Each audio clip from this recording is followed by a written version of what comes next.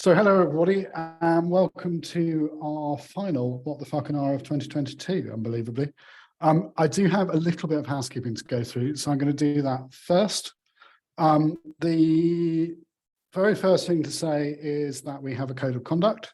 I think Teresa will put the link to it in the chat, but the kind of short version of this is that our events are dedicated to providing a harassment-free experience for everyone, and that's regardless of gender, gender identity and expression, age, sexual orientation, disability, physical appearance, body size, race, religion, or lack thereof. We don't tolerate harassment of participants in any form. If you violate these rules, you may be sanctioned, you may be expelled from the event at the discretion of the organisers, and if necessary, you may be banned from participating in future CS events. Our code of conduct is, as I say, it's something we enforce. It's also kind of Creative Commons, so if you're an event person and need a code of conduct, feel free to steal ours, we'd be delighted. We like to propagate these things out as much as we can. You've probably guessed, if you haven't been on one of these before, from the fact it's called a What the Fucking R, that we do swear a certain amount at Container Solutions. If that bothers you, I can only apologise. It's kind of part of the branding. If it really bothers you, then this is probably not the event for you. Sorry. The session is being recorded and will be posted on the Container Solutions YouTube channel. I think Teresa's going to share the link for that as well. If you are concerned about your name or your face appearing on the video, if you let me or Teresa or one of the other CS people know, we can pixelate you out or blank you out before we upload the video. So there's no need to worry about that. We can take care of that for you. We do like to make these sessions interactive. So we do encourage questions. You can drop those in the chat at any time. And when Holly feels it's appropriate, she can try and answer a few of those towards the end of the session.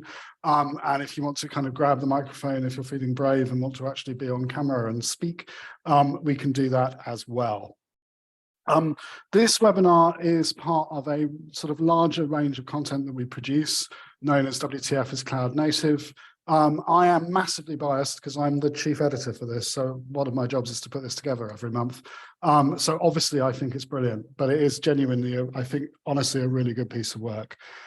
So we publish around about 7 blogs a month. Some of these are from CS people, both our engineers and other people who work at Container Solutions. But we also get some fantastic external writers involved, with recent contributors having included people like Matt Turner of Istio fame, Jennifer Riggins, Joe Fay, and indeed today's webinar guest, Holly. We also have a webinar, and we've had some tremendous people on that, including like Randy Schaup, Christian Idiadi, Matt LeMay, lots of really, really good people. If you subscribe to the newsletter and you do not want to get any other spam from us, I can promise you won't. So you can just subscribe and get the newsletter.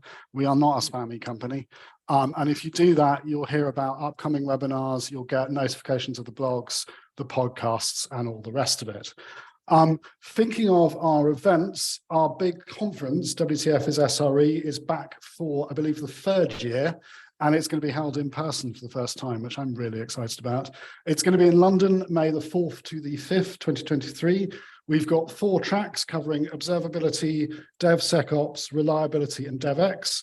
The call for papers is now open. So if you fancy speaking, and particularly if you're a first-time speaker, maybe from an underrepresented group in tech, we'd love to hear from you. The URL, which I hope Teresa will also share, is www.cloud-native-sre.wtf/CFP. But hopefully that'll be put in the chat, or just Google WTF as SRE and you'll find it easily enough. Really, really looking forward to that. And if you put a call for papers, submit your talk in, then I look forward to reviewing those with the rest of the content committee in the new year. Really looking forward to that one. CS is also hiring. So we are looking for delivery managers. We're looking for cloud native engineers.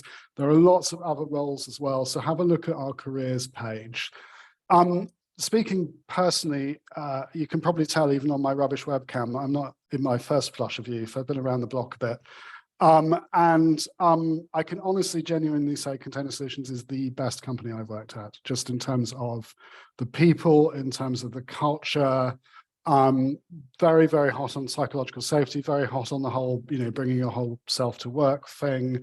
really good in terms of being a learning organization, in terms of allowing people to try things, and even when those things don't work. Just a really great place to work. So if any of these opportunities appeal, if you are looking for somewhere new, perhaps a new job in the new year or something, we are actively expanding. And as I say, it's a great company. So honestly, can't recommend it highly enough. So do apply if you are looking for an opportunity. One of our examples of an experiment is the gossip section that we have in these. So we did this as a one-off, and people kept saying they liked it. And so it is now a regular feature of our webinars. So I believe Julian is our gossiper today. So I'm going to turn it over to him, and he can chat a bit about whatever it is he wishes to chat about. Julian, over to you. Thank you, Charles. So hi, I'm Julian. I'm going to be indeed talking about the GOS today, which will be about ChatGPT. What does it mean for cloud native? I went for a pretty standard title instead of everything you will see on the internet, because you might have heard about it. It came out, it was put out in the wild as a test phase by OpenAI a few days ago, at the beginning of December. In a few words, ChatGPT is a large language model that has been trained by OpenAI. It is designed to generate natural language text and can be used for a variety of tasks, such as generating code, writing documentation, or creating code snippets on the fly. ChatGPT is a powerful tool that can save time and effort for developers and consultants, but it is not perfect and may produce errors or mistakes in the generated text.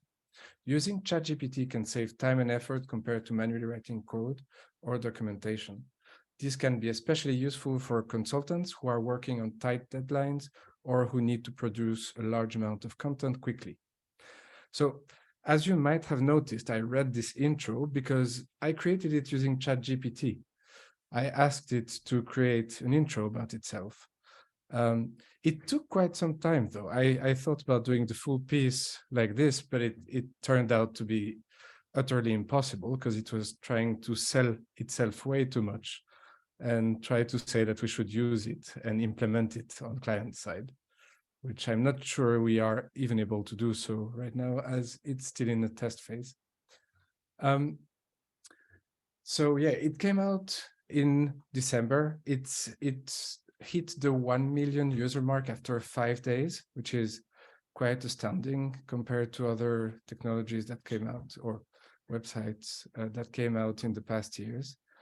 You might have read a ton of things about it on the internet. So the two main things that I took out were the fact that, one, it's stupid, which I would say when we ask stuff to it, it can produce wrong answers, but I don't know if anyone has tried asking people things. It also might produce wrong answers at some point. The other thing that I've read quite a lot is that it will take away jobs. While I think it might be true for some type of jobs that are maybe more repetitive or more simple, as I said before, producing text, producing complex content or complex code is still quite is still like an impossible task for it. It can produce things, but it cannot produce, for example, an entire program or product and maintain it over years. So it does change everything, like cameras before, or typewriters, or even the internet, when suddenly we had access to information everywhere. So this type of technology also will change everything, but it will do so. We have the choice to use it and to be in line with the topic of the what the fucking. We can actually use it as a tool, as a fun tool to keep the fun in our daily job. For example, we tested it recently in container solutions, and it really helps save time for documentation and also for searching things like we would always do, when you go on Google to look for your different information on the product or the things you don't remember by heart. Well, this really helps to do so, but in a much, much quicker way. And it has a learning curve because you still have to ask the right questions, which I even saw some specific terms on this. But and this is something that we all will have to learn, I think, if we want to keep the pace and with people actually using it like Copilot before from GitHub. So yeah, that was my piece about ChatGPT. If you haven't tried it yet, feel free to do so. It's free for now. It will change in the future. And if you want more information about it, we will have a link to a very nice video of a senior software developer from Netflix giving his take on it, which is pretty interesting and neutral.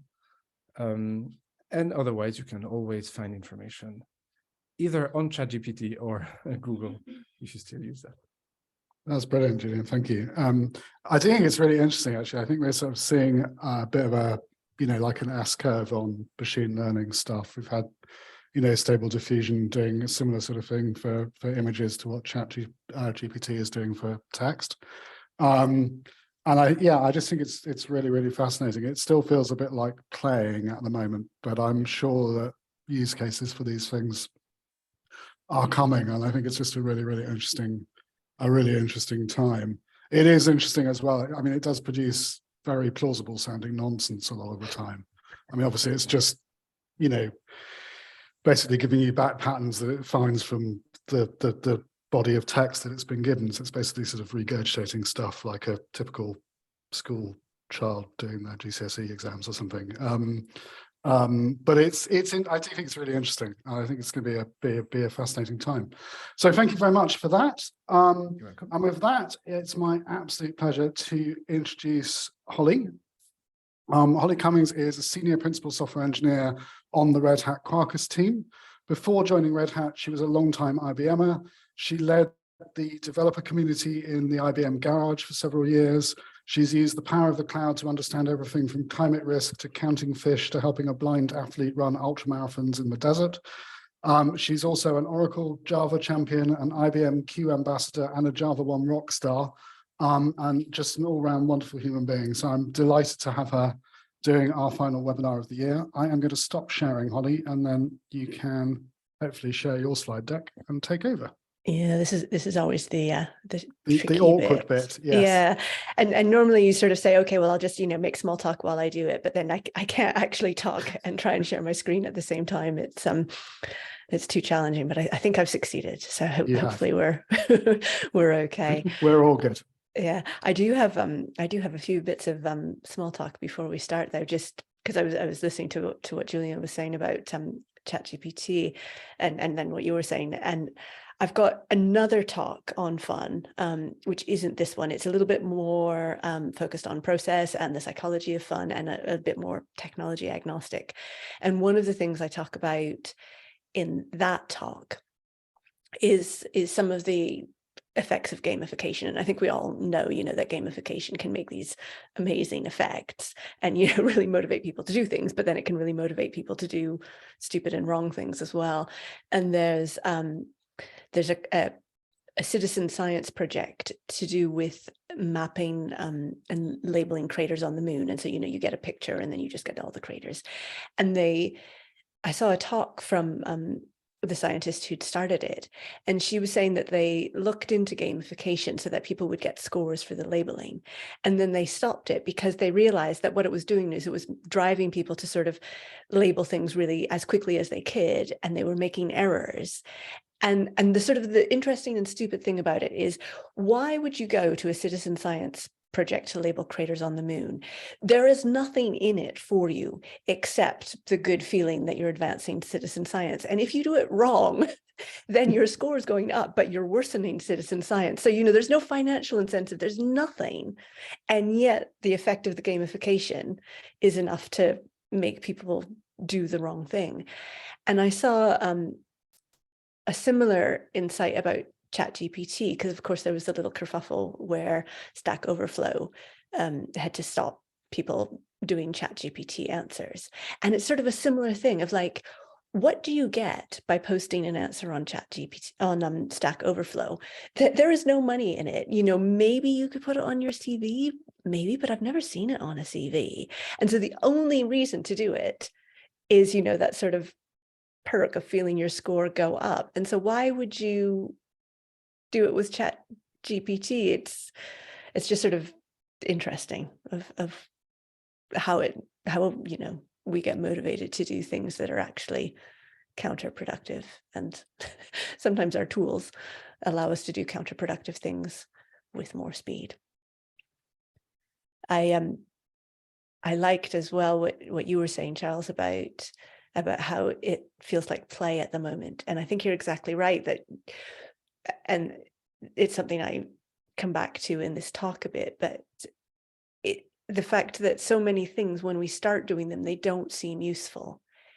And then at some point something clicks or the environment changes. And then all of the stuff that was just a toy, all of a sudden is what we're building our business on. Yeah. Yeah, I think it's a really interesting part of how innovation works, actually. I'm sure you know far more about than I do, but I do think it's a really interesting, kind of phenomenon. It's, you know, it's the classic point where everyone goes, oh, you know, it's just a toy and you don't need to take it seriously. And you're like, well, there might be something here. So yeah, it's really fun times, I think. And it's sort of, now I'm going completely off piece, but it's sort of, I think, perhaps a positive aspect of our current kind of VC ecosystem, where you end up with these weird things where VCs will pour tons of money into companies that have, you know, really quite a small chance of return because of, we get these sort of distorted economics and this distorted perception of value. But I think that does allow things like OpenAI that are producing really interesting toys to go for much longer than they might in an ecosystem that had a different economic model. Yeah. Nice. But that it also leads me on quite neatly to my first slide. So as Charles said, I work for Red Hat, and I'm a software engineer on the team that builds Quarkus. And I've got sort of a bit of a duck theme going here. And it's very hard to find actual photographs of ducks wearing red hats. But if you go to DALL-E, it is very easy to make a photograph of a duck wearing a red hat. So we're starting to see some really sort of actually, well, I was going to say this is useful, and probably there is no way that you could describe making a photo of a duck in a red hat actually useful, but it, you know, it's sort of being used, which is kind of the same. And so yeah, so I work for Red Hat. I work on Quarkus. A lot of the stories in this talk are also from when I worked at IBM, and I was a consultant, and my job really was helping businesses take advantage of the cloud and get to the cloud.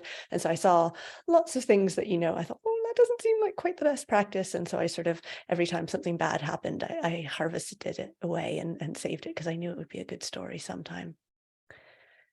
And I really like doing the what the fucking R's because there's just so much potential to play with the title and to, you know, get all sorts of salty language into my presentations that I couldn't normally. And you can see, yeah, this is another DALL-E picture. Because I think sometimes when you say to someone that the cloud should be fun, the first response is just like, what? What does this even mean? You know, I like cloud, I like fun. I would not consider those two to go together. But I think actually there is a really strong and interesting alignment between cloud and fun. But before I go into that, in particular, I want to talk a little bit more about just what I mean by fun and why it might be really a strange idea to talk about the cloud being fun, or why it might be quite a correct idea. So what is this fun? Often I think when we talk about fun, we sort of think of something like partying, you know, so there's going to be alcohol, there's going to be silly hats, there is actually literally a rubber chicken in that photo. And, you know, that's the kind of thing. And that obviously doesn't seem, I mean, this was a work event, but it doesn't seem particularly conducive to to work or to business. Or we might think of something like memes, and just sharing, animals doing silly things and jokes. And, again, all of this, it doesn't seem particularly professional. As an aside on the jokes, going back to why are there ducks in this slide,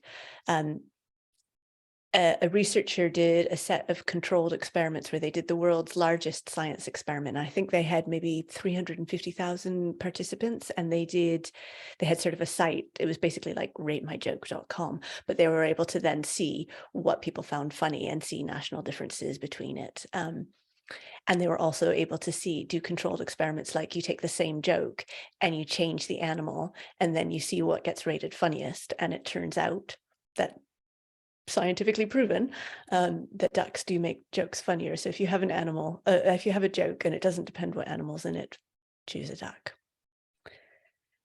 So that's sort of one side of fun. But then I think also when we think about fun, there's a kind of a deeper thing as well, of particularly at this time of year, but obviously all around the year, this sort of this joy, or maybe joy is too much, maybe we settle for just happiness or even contentment, and that's enough. So I think, those are all sort of things that I'm including in my fun, but we can be more specific about fun as well. And we can think about, when we think about play, there's quite distinct kinds of play, and all of those, I think, count as fun. So the first is exploration. So exploration is focused investigation. So for example, when you're a baby and you know nothing, almost everything that you do to interact with the world, you're sort of trying to figure out, okay, well, what does this button do? What does this thing here, if I hit the bell, what happens? And with engineering, we definitely have that. I think 3/4 of our job sometimes is that, so often when we're talking about a new technology, we'll sort of say, oh yes, our engineers had to play with this. And then depending who the audience is, we might sort of then correct it to say, our engineers investigated this, or, our engineers explored this, but really our engineers were totally playing with it. And, we just tried it out and we saw what the buttons did. Another form of play is the puzzle. And this, I think, has a really obvious analogy to our work. So a puzzle, unlike exploration, a puzzle has rules, and a puzzle has a correct answer. And a puzzle also has lots of incorrect answers. And, this is something that we've all seen pretty much every day, right? Like, why is this not working? What am I doing wrong? Let me try and debug this. Why am I getting this stack trace? And it can be, the downside is it can be quite frustrating until we get the right answer. And then it can be incredibly, incredibly satisfying. Another form of play is games. So like puzzles, games have rules, but games also have a winner. So when you make your program work, it's not like you won against your colleagues, but a lot of things that we do at work do get a little bit more into that gamification territory, where maybe you are winning against your colleagues. So who among us hasn't tried to gamify the velocity chart and choose the things that we know are going to be, they maybe got sized a bit too big and they're actually a little bit easier, or we know that we've got the right skills and we can just knock it off. And it feels so good when we're on the top of the velocity leaderboard. And I mentioned at the beginning, Stack Overflow. Stack Overflow is another really great example of gamified work. And it took support and documentation and gamified it really successfully. Finally, the final form of play is just literal play. Play is flexible, there's no rules. And unlike exploration, it's not necessarily something new to us. It's maybe something that we understand, but we're still gonna play with it. So Easter eggs are a really great example of this, where engineers will, just for the sheer joy of it, just for the sheer fun of it, build Easter eggs into their product. So I don't think I have the screenshot in here, but there was a lovely one in Google at one point where if you went into Google Maps and you said, I want to get from the Shire to Mordor, then it would give you the sort of the standard walking disclaimer to say, oh, walking instructions are in beta, caution. And then it says one does not simply walk from the Shire to Mordor. And you know that there was a person behind that, and it's not there anymore. So you also know that at some point the person's boss kind of went in and said, yeah, I'm not sure we want this in the product. And play, like we were talking about at the beginning, play seems like it's not at all useful. And some things like the Shire to Mordor, maybe are genuinely useless, but a lot of them are actually quite valuable. They're valuable for us, and they're also valuable for teaching. So this is actually a screenshot of a webinar from a colleague of mine. And so the reason it's work is he's using this as an analogy to explain Kubernetes concepts. And so each one of the animals is a different type of resource. And so then you can sort of see visually how many resources are spawned by a typical Kubernetes installation. And he was really surprised how many there were. And this is also kind of by accident a really good way of learning about resiliency as well. So he had, he sort of had this video, but then while he was doing the webinar, what happened, which he wasn't expecting at all, is of course Minecraft is not well, I was going to say it's not a closed world. It is a closed world, but it's not an environment that you fully control. So while he's doing this talk and he's got, his chickens are the services and that kind of thing, and then a fox came along, and that was not his fox. That was just a random Minecraft fox. The fox came along and ate one of the chickens, and the service went down. And of course, that happens in the real world too, not because of foxes, but things affect your services. So we were able to sort of see how the resiliency worked, and we were also able to see that just like in Minecraft there's foxes that we might forget about, in the real world there's the distributed computing fallacies that we might forget about. And with all of these, I've sort of talked about a whole bunch of different things of like play and exploration, and there's a sort of a scientific term to describe all of these, because what all of these have in common is positive affect. And so this picture, I love this picture because this is Katie Bowman when she discovered that her algorithm for imaging the black holes worked. So this was from a few years ago, but I just, it sparks joy when you look at it, because you can just see that expression on her face. And that's, I think, what we all kind of hope for in our work. And we don't get it all the time, obviously, but we do get it some of the time. And the thing is, when we do get it, it's a good thing. And we've known this for a really, really long time, and we have to kind of keep saying it because it's easy to forget. But Aristotle said, pleasure in the job puts perfection in the work. So it's the idea that if you're enjoying what you're doing, you're going to do a better job than if you're doing something that makes you miserable and you wish you were somewhere else. And of course, that was 3,000 years ago, and that was just one person. But we can now demonstrate this in a modern workplace context.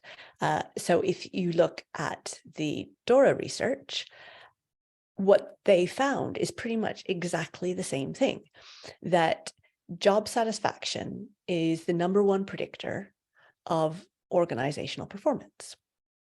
And you could look at this and you could say, okay, yeah, but I think you've got the correlation and the causation backwards here, right? It's not like if you're happy, your company does well. It's like if your company does well, you're happy. And I think it's probably a bit of both, but yeah, part of it is it doesn't actually matter, because we have this idea, I think that sort of came from the Puritans, that like, if we're happy at work, we're doing something wrong. And, it's terrible if we're happy at work. And no, it's not. If we're happy at work, it means things are going well. And so I was a while ago, I was working on a project and most of the team were in South Africa and I was here, and they had really terrible phone lines. And you know how it is when you're on a conference call where most of the people are in person and you're remote and they have like one phone in the middle of the room and you can't hear, and it's just a nightmare. So I was sort of on this call because I was supposedly like kind of, you know, if not leading, then at least like supervising this project, and I had no idea what was going on. And so then my manager said to me afterwards, okay, so what happened on the call? And I had to sort of say, you know what? I have no idea. I couldn't hear a thing. But the one thing that I could hear was that they were laughing. And that made me pretty confident that actually the project was okay. Because when a project is going wrong and nothing's working and they're missing the deadlines, the team usually aren't happy. The team are usually then starting to do things like, it's the fault of you know, Bob, and why didn't Alice get me the thing I needed? And why hasn't Fred done the spec properly? And you start to get these tensions in the team. But in this case, because the team were laughing, I knew that meant that they wanted to work together, that they were happy working as a team, that they were pulling in the same direction. And so it meant I felt pretty confident that it was going to be okay. And actually, it was okay. And I think particularly when we're sort of a consultant, I think there's this idea that like we have to not have fun at the job and we have to be really serious, because otherwise the person who's paying us is going to be annoyed that they're paying us to have fun. But actually, and like I think I would probably do that too, you know, sort of I need to get my bathroom redone. And I think if I saw the people redoing my bathroom were just kind of like hanging around all day and like drinking tea all day and laughing and watching YouTube videos all day, I'd be like, wait a minute, I'm not paying you to have fun, I'm paying you to redo my bathroom. But there is, you know, there's a balance. But if there is a little bit of happiness, certainly among the contractors, what that shows is that they're in their zone of competence. They know what they're doing, and that's good news for you. Whereas if the people redoing your bathroom are swearing at each other all the time, then you know that something terrible is happening to your bathroom, and that is probably going to leak. And again, you know, we can sort of, not in the context of bathrooms, but more generally, we can back this up with evidence. So studies show that if employees are having fun, then they take less sick leave. So that's, you know, direct profit. They work harder, which is direct profit. And overall, they're more productive. So the business results are better if employees are happier. And, you know, we see this just gets confirmed over and over again. So there was another study and it said that your brain at positive, so in a positive mindset, was 31% more productive than your brain at negative, neutral, or stressed. And you think, yeah, if I could go and I could get a 31% more productive workforce, I would totally do that. I would not ask questions. I would just run directly to whatever it is. But of course, getting your workforce in a positive state of mind, you know, it's easy to say, it sounds really glib, but it's not as easy as like just watching cat videos on the internet or something. Except actually, it is literally as easy as watching cat videos on the internet. So there was another bit of research, and what they did was they had people doing a task, and some they gave a comedy video to beforehand, and some they didn't. And the people who watched the video had 12% greater productivity than those who didn't, which is a huge thing. And so again, you know, if you would go to your boss and you'd say, hey boss, I know how to make us 12% more productive, they'd be like, okay, yeah, do it. You know, here's my credit card. And it is something that we can do. And again, there's the balance. If we spent 100% of our work time watching cat videos, you know, it's just like the bathroom contractors who are spending all their time drinking tea and laughing, then you don't get the benefit of the productivity because you're not doing any work. But certainly those moments of levity, those moments of laughter, those breaks can be really beneficial. And it's just like how the best debugging tool is a good night's sleep. The second best debugging tool is a good step away and a break. And there's a lot of benefits to laughter. So one is if we're working in a team and there's sort of a tense situation, as a group, we can diffuse that tense situation by making a joke, by having a laugh. And then a secondary effect of that is it creates a team cohesion. So it means that if we laugh together as a group, we start to become more like an us. If we become an us, the downside of that is there is usually a them, but that's a different topic. And then just physically, exercise is good, getting circulation going is good, and laughter is actually really good exercise. So how do you get the fun? You could just like buy a joke book and sit there in your stand-up going through the jokes. There's probably better ways. But I think when we think about how to achieve fun, actually, that's probably what most of us sort of start with is, okay, well, maybe if we bring some rubber chickens into work and have silly hats, we'll all have more fun. Well, maybe. But before you can do that, you need to get rid of the things that are destroying the fun. So you need to find the unfun things and get rid of them. And then actually, even before you can do that, because I've been talking about fun for a while, I've started to hear some really interesting and terrible stories from people.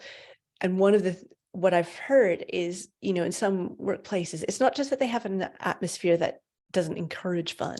Fun is actually prohibited. So I heard a story that they were coding away and they were smiling because it was going well. And a project manager kind of crept up behind them, as project managers do, and said, "Why are you smiling? Work isn't a place to have fun." Which again, just seems like such a counterproductive attitude. You don't want people to be scowling at the code. You want people to be smiling at the code because the code is cooperating. So yeah, step one, don't prohibit fun. Step two, get rid of those unfun things. And then once you've done all that, you can go on to the joke book and the silly hats. And with the getting rid of unfun, the reason that feels so good is because flow feels good. And so if we're in a state of flow at work, we will have that joy, we will have that happiness, and we will also have that productivity. Whereas if everything that you need to do at work, you need to fill in the form, and then you need to go talk to the person, and then you need to go find the documentation, but the documentation isn't where it's supposed to be, and then you need to get a special sign-on to go find the documentation, and then you need to go talk to accounting to get the thing, and then you need to go fill in the other form and the spreadsheet, and it destroys energy. It's so miserable. And the reason it makes us miserable, I think, is because those unfun processes, the reason we hate them isn't because we're lazy. The reason we hate them is because we know that actually they're wasting our time. They're things that aren't adding value, and we're being made to do that. And people really, really hate that. You want to be contributing, you want to be valuable. You don't want to be just a cog in a pointless machine. So then that brings us to cloud. And is cloud fun? And again, before we can sort of answer that, we need to think about, well, what is this cloud thing? And the cloud, obviously, at a strict level, it's just a computer in someone else's data center, but there's a whole bunch of reasons why we do it. And there's a whole bunch of sort of emergent behaviors that have come out from that. So one is the cloud can potentially save a lot of money. I think that's good. I don't think anybody would say, yes, this is a laugh a minute, I'm saving money. It's just, a good thing. Again, the cloud gives you lots of elasticity. That's probably good. I don't think we can say, the elasticity of my cloud gives me so much joy. It's just, there's other benefits, financial benefits. Another thing that we see on the cloud is exotic hardware. So I used to work for IBM, and IBM is now putting quantum computers on the cloud, which is kind of amazing. Or with things like the GPUs, they're kind of expensive to get a big array of GPUs just for yourself, but you can share GPUs in the cloud, and then you can do cool things with the GPUs. So I think, yeah, that exotic cloud hardware probably does have to count as fun. But the most fun part of the cloud, I think, is the emphasis on low friction and fast speed to market. And that is definitely fun. And the cloud, we're seeing a whole bunch of new ways of working that have sort of come from the cloud. So if we look at something like DevOps, now DevOps is sometimes just used to mean the infrastructure team or the build team, and it's just a job title. But if we ignore that, and if we think about the sort of the original pure meaning of DevOps, I really like a lot of the ideas around this. So Gene Kim, who wrote the Phoenix Project, he said, DevOps helps make our lives humane and win in the marketplace. And so it's this idea that our work is better and we are happier because of these practices. Oh, and by the way, we also win. So again, it's back to that idea that fun has a business benefit. Fun improves productivity. And we see this now more recently with SRE, which again is another practice that's sort of really come up concurrent with the cloud. And I love the ideals of SRE because the sort of the founding principle of SRE is that you should eliminate toil from ops. And toil means those repetitive actions that aren't really using your time effectively. And they are not valuable. They're not fun, and they are not valuable. And so it's this sort of this duality that we can get rid of the crap part of our job and do better. So all that, I think, is kind of the dream. That's kind of the promise of cloud, is this world where we have so much less friction, where everything that can be is automated, and where we don't focus on the infrastructure, where instead we're able to think about the higher level things. I think the reality is sometimes not quite matching up to that. And so if you look, what a lot of people are seeing is cloud computing, it's hard, it's complicated. These infrastructure concerns that we're supposed to be not worrying about are now actually the majority of our job. And instead of focusing on the code, which is what we were supposed to be doing when we went to the cloud, instead now we're focusing on like configuring our ingress when we don't even know anything about what an ingress is supposed to do. And it's different in every cloud provider. And it's just a little bit tedious. When I was looking for this, it's one of those things, probably everybody has this experience where you see something go by and then you don't grab it and then you try and find it later and you cannot find it. So I'd seen sort of a lot of complaints, quite well worded, about how the cloud was so hard. And I went to go back and look for them and I found some of them, but I couldn't find all of them. But one of the things that I did find was this article about how clouds are hard, which is great until you read a little bit more closely. And then if you look quite closely, you can see that what they're actually talking about here, they're not talking about someone else's data center. They're talking about a fluffy thing in the sky. And when they say it's hard, they don't mean it's actually physically hard because it's fluffy. What they mean is that if you were to try and model a cloud, it's apparently a really problematic challenge. And they can model lots of elements of the atmospheric system, which is important for weather and climate change and all that kind of thing. But they're not very good at modeling clouds. So there you go. No matter what domain you're in, clouds are hard. But I think one of the things that makes software clouds hard is the tools. We end up stuck with these tools that just are not good enough. And often the reason for that is that the buying decisions for these tools aren't driven from the bottom up, from the developers. They're driven from the top down. And, someone takes the CEO to play golf and, they buy this tool and it wasn't fit for purpose, but it's really quite difficult to get rid of it. This is, I think, one of the things that's really nice about open source is it has driven a bit of a shift. So we still see this, but we do see as well a lot more bottom-up buying behavior, because open shift means that anybody can try before they buy. If it's adopted within a business and people are happy with it, that's when, maybe the business can make a decision to, get an enterprise support or whatever. But that decision comes from usage rather than usage coming from the buying decision. So I think it is quite positive. But, that definitely hasn't eliminated all bad tools from the marketplace. And so, for example, here's someone, I feel like every cloud platform UI is extremely hard to use. I thought system configuration was supposed to get easier, but I'd rather muddle my way through config files in the terminal than config files in a web UI. So here we have something like a web UI, that's supposed to be the easy on-ramp. And actually it's so badly designed that it's worse than the hard option of terminals. And of course, the other problem that we see with modern cloud is massive fragmentation.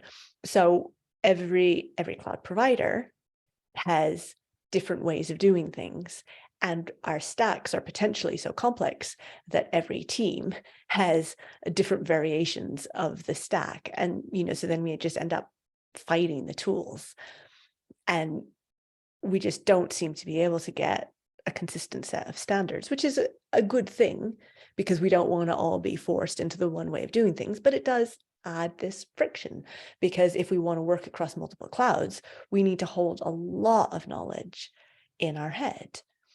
And even if we want to work on one cloud, we need to hold a lot of knowledge in our head. So like if you look at the catalog for any cloud provider, it just goes on and on and on. And it's like, well, how do I figure out what I'm supposed to do? And this, of course, isn't unique to the cloud providers. If you look at the CNCF landscape, I mean, this is now, they know this is complex, but it is incredibly complex. At this kind of resolution, probably none of you can actually even see what these tools are, much less hold a mental model in your head of how you might choose between them and which ones you need to do your job. And the fun thing about the CNCF landscape is, because it is so overwhelmingly, bewilderingly complex, there's now a whole set of memes about the CNCF landscape and how totally complicated it is. So I liked this one, the 1,000-piece puzzle that you might get someone for Christmas. There's an interesting aside about this too, because I think probably this tweet, if I showed it to any of you, you would all laugh, or at the very least, you would smile. And if you were in a room probably together, you probably would laugh. If I showed it to some of my friends who do not work in tech, they would stare at it completely blankly. And they'd be like, I don't even understand why this is supposed to be funny. And that goes back a little bit to the psychology of laughter and the role of laughter in creating team cohesion. So when we laugh at that CNCF puzzle, it is genuine. We're laughing because it makes us laugh, but we're also laughing to show that we get it, and to show that we're the sort of person who knows enough about CNCF and cloud computing to know that it's really quite complex and that we're laughing at it. And, the sort of the person who's never heard of CNCF is sort of going, what? Why is this funny? And all the rest of us are going, yeah, well, we're a bit cooler than you, aren't we? And you see this definitely in rooms. So like people will laugh if they're together because there's that social aspect to it. And people will laugh more if there's a hippo phenomenon in laughter. So if the highest paid person in the room is laughing, the others are more likely to laugh as well. So what seems like this really spontaneous thing is actually sort of complex and social. Back to complexity though, what ruins cloud for a lot of us isn't the actual technology, even though the technology is hard. It's what we do with it, which is that we take the cloud, this beautiful frictionless environment, and we put it in a cage. And there's really good reasons to do that. There's cost management, there's security, there's all of these good reasons, but it still means that some of the fun comes out of the experience. And I was talking to a colleague a while ago, and he told me a story because he was at a client and he was talking to the developers, and he eventually kind of worked out that the developers didn't like OpenShift. And this was quite depressing for him, of course, because, you know, he works for Red Hat. And one of the things Red Hat has been doing with OpenShift is trying to take Kubernetes, which is really hard, and make it easier and more integrated and more delightful and more frictionless and all of these good things, and really focused on the developer experience and trying to get this good developer experience. So then he was like, this is so depressing. We're doing all of this work to give a really good developer experience for Kubernetes or for OpenShift over raw Kubernetes, and developers don't like it. Why? And then he worked out what was going on was that in that organization, OpenShift was where the controls were. So OpenShift was the natural layer at which the business could put in all of the governance. And that meant that the developers had, their flow was impeded, they couldn't do things. And it was, you know, it wasn't anything to do with the developer experience that we'd built for OpenShift. It was just that the business had these needs and they were opposed to the needs of the developers, and OpenShift was the thing that was sort of acting out that little conflict. And I heard a similar story many, many years ago from an IBM colleague.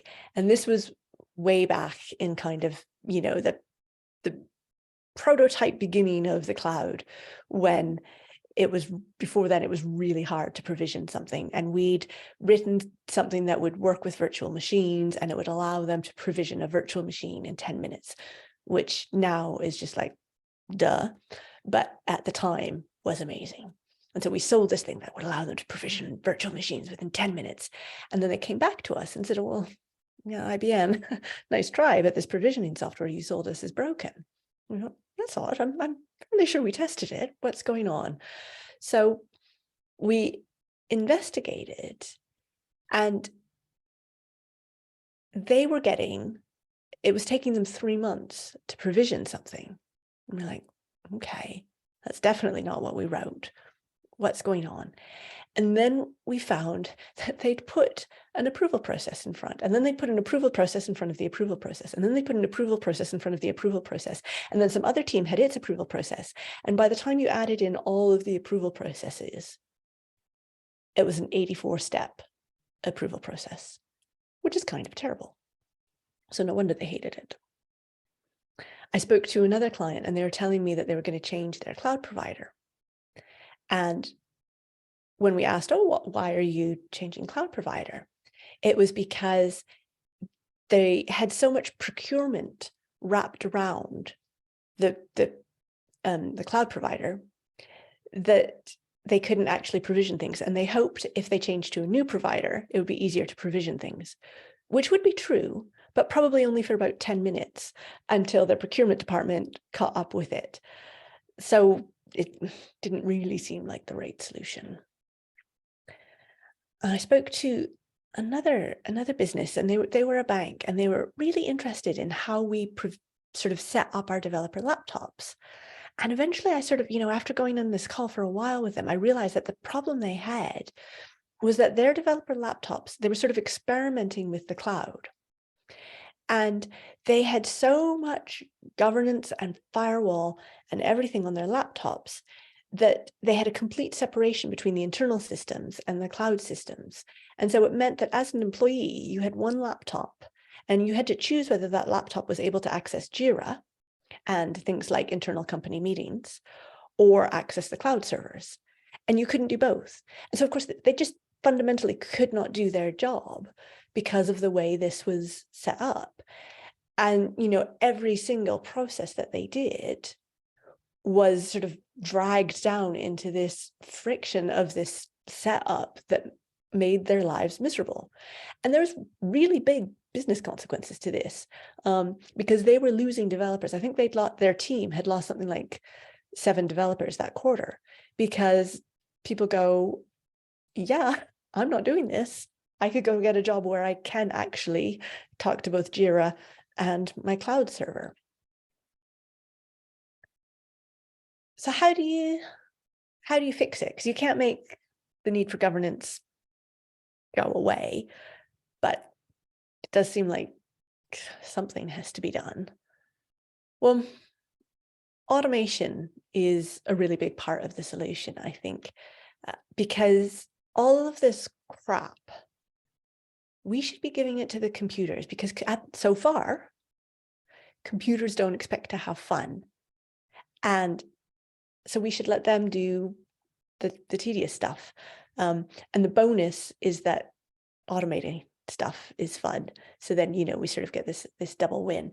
The small risk is that at some point computers, you know, may decide that actually they deserve to have the fun, and that they've noticed that we've been giving them all of the most tedious jobs, and then they come seeking revenge. But assuming we can sort of leave that and not worry about that, definitely the more we can automate, the better.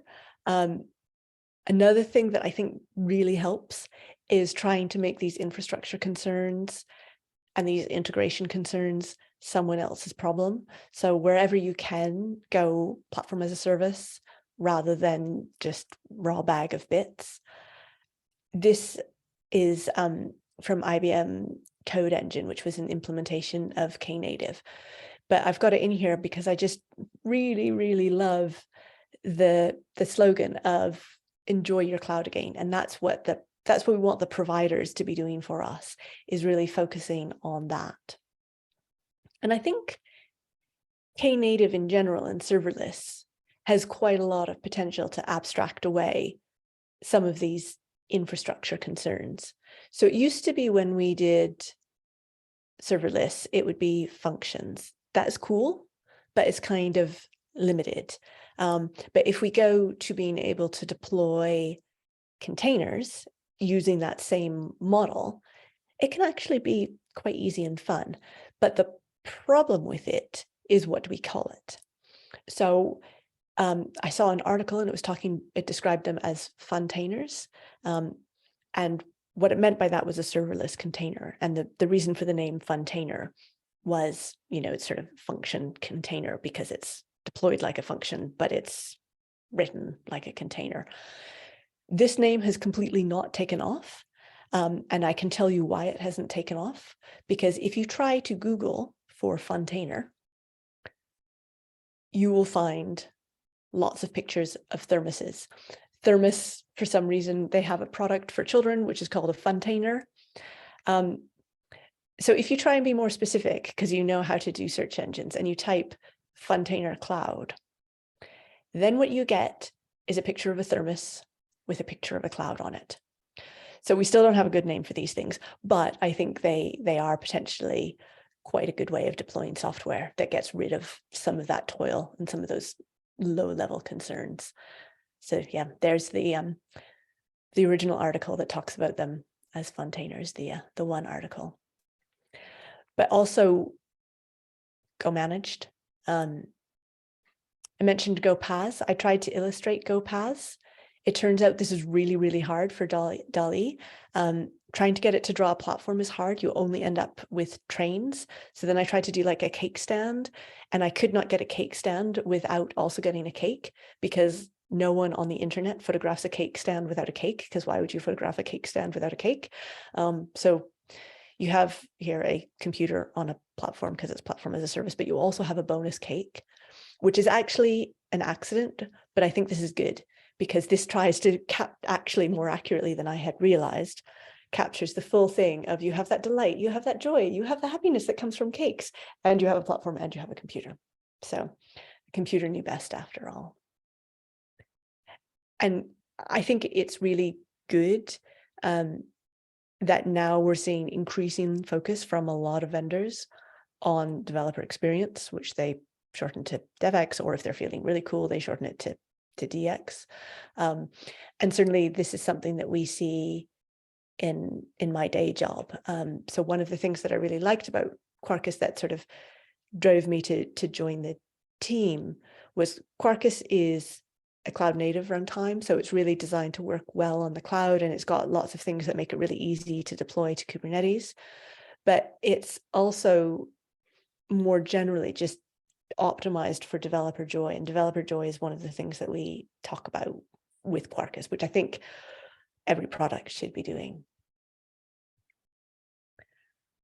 But so I talked a little bit about paths and containers and that kind of thing, but I don't want to talk too much about the tools, because going back to some of those firewall things and some of those governance things, those were nothing to do with the technology. You know, the developers weren't having a problem with OpenShift because OpenShift was designed badly. The developers were having a problem with OpenShift because of how it was being used for governance. And like friction, occasionally you get the bad tools, but mostly friction isn't about the product. It's not about the tools. It's about the process.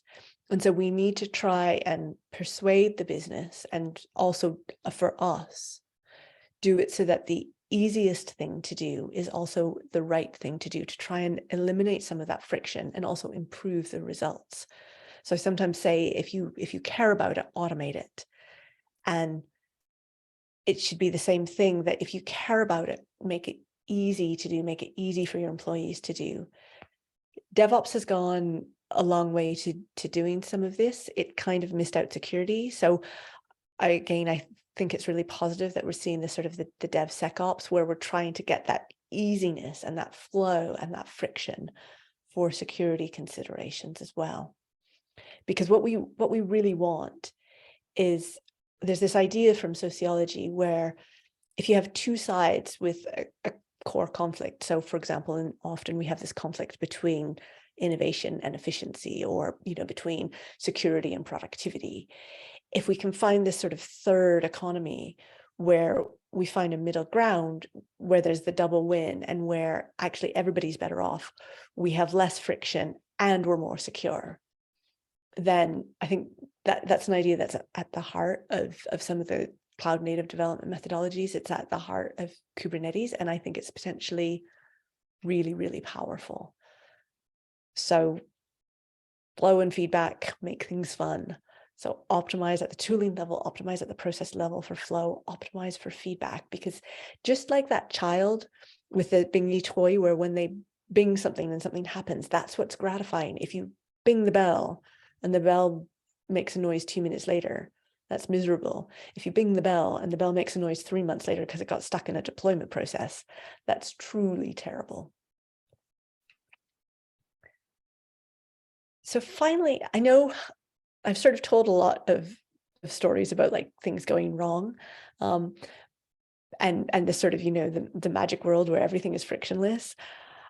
I do recognize that can be a bit judgy, and the title is You're Doing It Wrong, but of course I think fundamentally probably all of us get it wrong sometime, and it is okay if our work isn't all fun all the time. We still do have to do the dishes, and fundamentally some platforms are kind of hard too, and changing process is really hard, and it can be really frustrating, and people are hard, and that's just how it is. But hopefully we can have a little bit more of that fun. I told Dan North about this talk, and he suggested an alternate title of Send in the Clouds instead of Send in the Clouds, Clowns. So hopefully we get a little bit more of that and a little bit less of the tedious and the drag and the horrible and the process. And with that, I think I've talked quite enough, and we've got some time for questions and some discussion. That was wonderful, Holly. Thank you very much.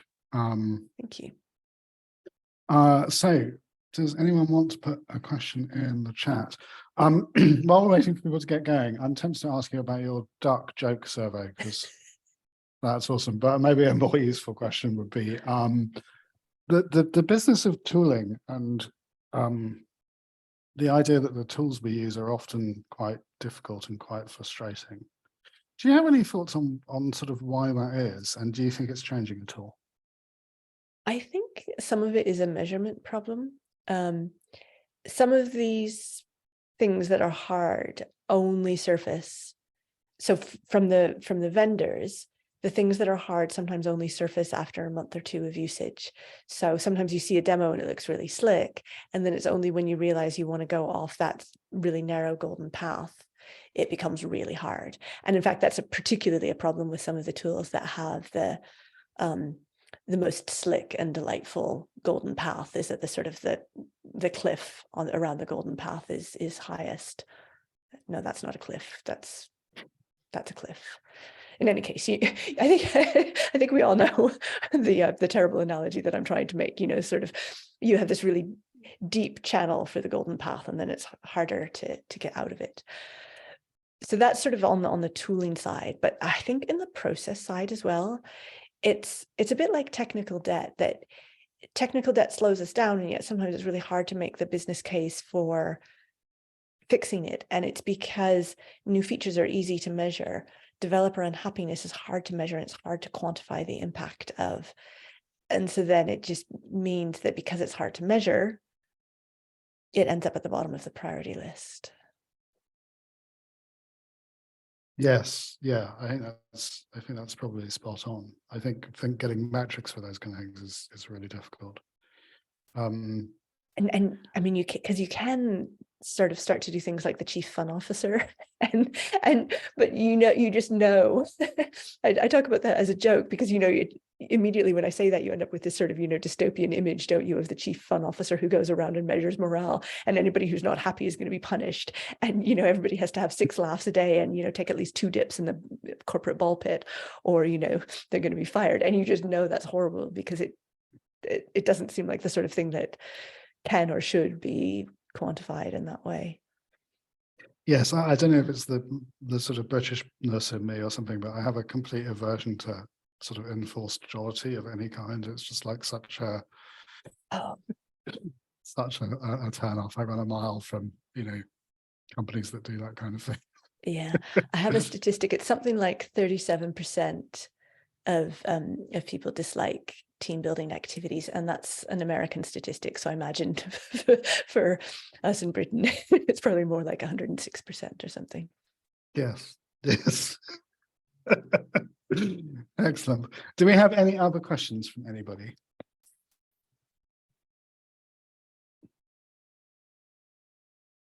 Holly, are there any things in terms of improving flow, improving productivity, that kind of area, are there any things that you've particularly seen work? Are there any sort of particular approaches that you've seen work? I mean, you said that that kind of corporate change is really difficult. I'm just wondering what successes you've seen there. I think the sort of the starting point is that you need it from bottom up and top down both. So you need that buy-in at the executive level, but they probably shouldn't be the ones deciding what's frictionful and what needs to get fixed. That needs to be bottom up. And I think there's sort of 2 things that you can do. One thing that I've seen work really well, actually, I've seen it work for innovation, but I think it can work for these process improvements too, potentially, is when you have like the equivalent of a hackathon, but perhaps ideally during working hours rather than at the weekend, so it's a bit more sustainable. So you say, okay, for this sprint, we're going to throw away the project plan. We're just going to have everybody work on their passion projects. And often the things that come out of those passion projects are the fixes for the paper cuts. They're the things where it's like, oh, this was really, really hurting me and I couldn't justify fixing it, but now I can. That works for things where it's a technological thing. Of course, it doesn't work for people. You can't have a week of meetings in your off-plan sprint in order to persuade everybody to change a process. so for those, I think, again, often sometimes I think it's about talking, and it's about trying to, instead of getting frustrated by the process, it's okay, well, what is this person trying to achieve? What problem do they have? What are they really trying to achieve? Because they're not really trying to achieve me filling in a form. They're trying to achieve something else. Sometimes actually they're trying to achieve plausible deniability, right? So they fill in the form, they make me fill in the form so that they're kind of excused if something goes wrong. Can I find a way of achieving that same ticky box exercise in a way that's less friction for me? Or can we actually find a way of overachieving and getting something that actually reduces the likelihood of bad things happening while reducing the effort for me? And that has to be kind of a collaboration across the thing. So, you know, talking to security, what are they trying to achieve? What are they afraid of as well? What bad things are they trying to protect against that I could help them protect against in a different way? Yes, absolutely. There's a question, sort of related question here from someone called Quentin in the chat, saying that security is obviously a huge headache, particularly in the finance sector. So how can high security companies have more fun? I always recommend everybody for this to Lean Enterprise. So in the final section of Lean Enterprise, there's a section on regulated industries, and they talk a lot about how they managed to find ways of working with flow and without waste in those companies, and that ends up translating quite a lot to fun. And so there's a comment in the chat as well that it can be lots of fun to do the things right, especially in security. And I think what we should be going for, and I think what we're getting a bit, is things like even something as simple as Dependabot. Like I would never exactly say Dependabot is fun. It's not like a laugh a minute, but Dependabot has just made something that was kind of tedious completely go away as a concern. And we're seeing that as well, again, with things like more of the automated tools. So we scan the images for vulnerabilities, whereas what I on one of my first cloud projects, what we did was they had an architecture board, and every library that we wanted to use, we had to submit it to the architecture board. And then 3 weeks later, they would come back with an answer. And I mean, that's just the opposite of flow. So it was no fun, and it was completely counterproductive. And it meant that we ended up doing things like we couldn't get permission for the version of Jackson that we wanted to use. So we ended up re-implementing Jackson. It was such a phenomenal waste of time, and it was so counterproductive. And so if we can get to where it's automated, to where it's easy, then there's the productivity benefit as well. Brilliant. Anyone else got a question?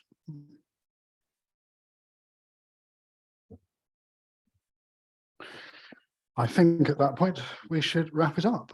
So maybe I could ask everyone to, I don't know, turn your microphones on or your cameras on and give Holly a kind of virtual round of applause, which always feels a bit weird, but slightly less weird than stopping in total silence. Holly, thank you so much for doing that. It's been a really good session. So thank you very much indeed. Thank you. Really appreciate it. My pleasure. And thanks everybody for coming along. We will be back with another of these either in January or February in the new year. But in the meantime, have a lovely Christmas holiday, whatever you're doing over the next couple of weeks. And Holly, thank you again very much indeed for joining us. Teresa, have I missed anything? No, it was A+. Awesome. Today. Jolly good. Thank you. Fantastic. Awesome. Thanks everyone so much. Take Bye-bye. care. Bye. Thanks.